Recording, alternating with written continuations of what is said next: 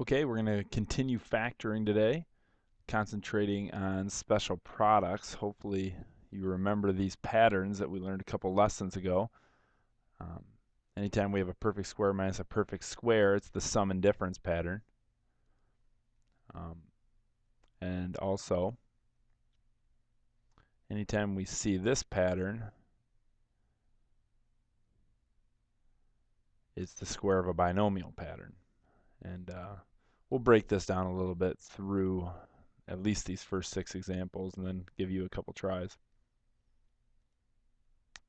All right, so if we're going to factor these expressions, the very first thing I notice is that they're binomials, and we've been concentrating on factoring trinomials.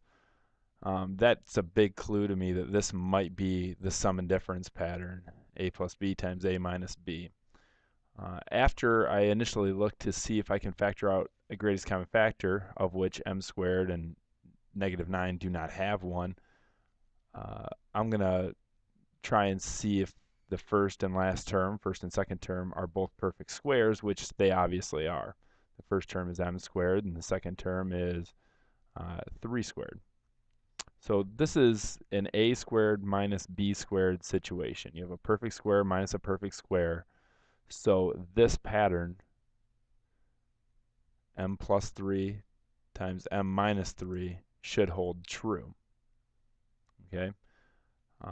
Again, a squared minus b squared is a plus b times a minus b. If we actually multiply these two binomials, m times m is m squared. 3 times -3 is -9. And in the middle, we've got m times -3 and 3 times m. Those two terms are going to cancel out. That's why we don't have a b term here. Let's do this again here. The second one, again, there's no common factor that I can factor out. 49q squared, that's a perfect square. 7q squared. 81, obviously a perfect square. 9 squared. So, sum and difference pattern. If you have a squared minus b squared, then we'll do a plus b times a minus b. Again, 7q times 7q is 49q squared. 9 times -9 is -81. In the middle, you'd have -63q plus 63q. Those would cancel out. On example C, the first thing I notice is that 12 and -27 do have a common factor. So I'm going to take 3 out of both of them. Reverse distributive property, I've called it before. Then I notice that 4 is a perfect squared and 9x squared is a perfect square. So sum and difference pattern, 2 plus 3x and 2 minus 3x. Again, these are meant to be a shortcut, noticing these patterns. The rules we've learned in previous lessons would still work. You could use the AC method. You could look, when the coefficient is 1, you could look for factors of -9 that add up to 0. Those are 3 and -3. All right, these are different. They're trinomials. First thing I look for is, can I factor out a greatest common factor? The next thing I'm going to look for is, are the first and third terms perfect squares? They are. So, first term is x squared, and the last term is 4 squared. Now, in the middle, if I take x times 4, I get 4x, and when I double it, I get 8x. In this case, it's actually -8x, so we'll just put a minus sign in there. So what we have here is a squared minus 2ab plus b squared. And when that's the case, this is the square of a binomial pattern. X minus 4 squared.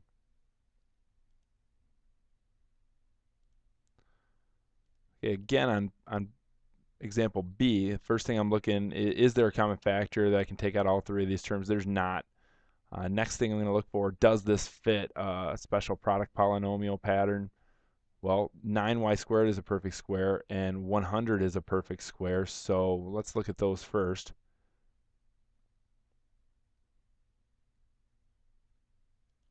Okay, and then the other thing that has to be true for this to be a square of a binomial pattern is the middle term, 60y, has to be twice as much as the product of a and b.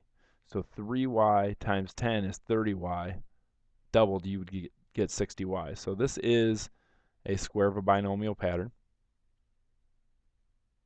We've got a squared plus 2ab plus b squared. So we can factor this and make it 3y plus 10 squared. Okay, on example C, the first thing I notice is they're all divisible by 2. So I'm going to factor out a 2. Then I'm hoping that this is a perfect square. It is. This is a perfect square. It is.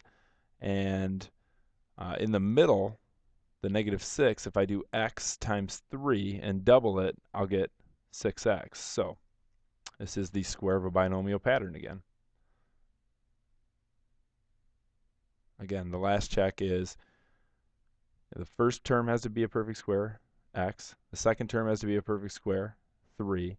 When you multiply those two perfect squares together, 3x, doubled, it has to be the middle term, and it is 6x.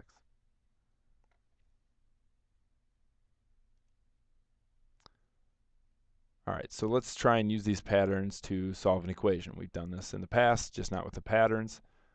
The first thing I notice about this equation is I can divide both sides by a negative 3. You know, it's not a necessary step to solve an equation. It just makes your life a little bit easier. So negative 3 divided by negative 3 is 1. Negative 18 divided by negative 3 is 6. And negative 27 divided by negative 3 is positive 9. 0 divided by negative 3 is 0. Okay, I notice this is a perfect square and this is a perfect square. This is very similar to the last one we factored. This is the square of a binomial pattern. I can rewrite this as x plus 3 squared. And now I can use the zero product property to very quickly solve this equation. The only number squared that equals 0 is 0, so to make x plus 3 0, x would have to be negative 3.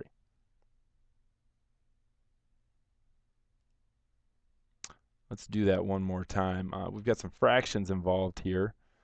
I could multiply everything by 9 to get rid of the fractions, but I'm looking at it right now. X squared is a perfect square. 1/9 is actually a perfect square, 1/3.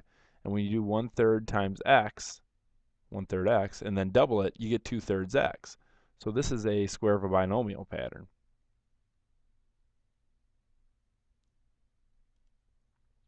Again, square root of x is x, or sorry, the square root of x squared is x. The square root of 1/9 is 1/3. 1/3 times x is 1/3 x. Doubled, you get 2/3 x. So this is a squared minus 2ab plus b squared. And then again, I can use the zero product property and see that my answer is 1/3. Again, another way would be to multiply everything by 9, get rid of the fractions. You could use the quadratic formula still if you wanted. I mean, it's still an absolutely fine way to solve a quadratic equation. All right, so why don't you guys try these? Remember to look for greatest common factors first. Press pause. When you press play again, my solutions will be waiting for you. Okay, number 1, they're both divisible by 4. So I'm going to factor a 4 out. Kind of reverse distributive property. 4 times n squared is 4n squared. 4 times negative 4m squared is negative 16m squared. I see a perfect square minus a perfect square. So, sum and difference pattern. N plus 2m times n minus 2m. And I'm done. On the second one, they're all divisible by 3. So I'm going to factor a 3 out. Just dividing everything by 3. Then I notice that this is a perfect square, 2x. 1 is a perfect square, square root of that is 1. 2x times 1 is 2x, doubled is 4x. So this is it's got the 2ab in the middle that I need.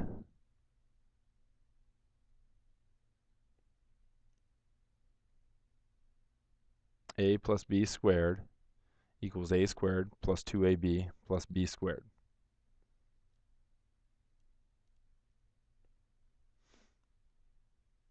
You try this one too.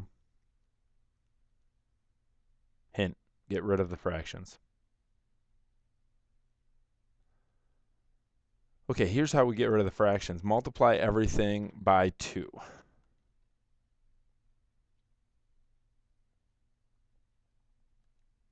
Okay, 2x squared times 2 is 4x squared.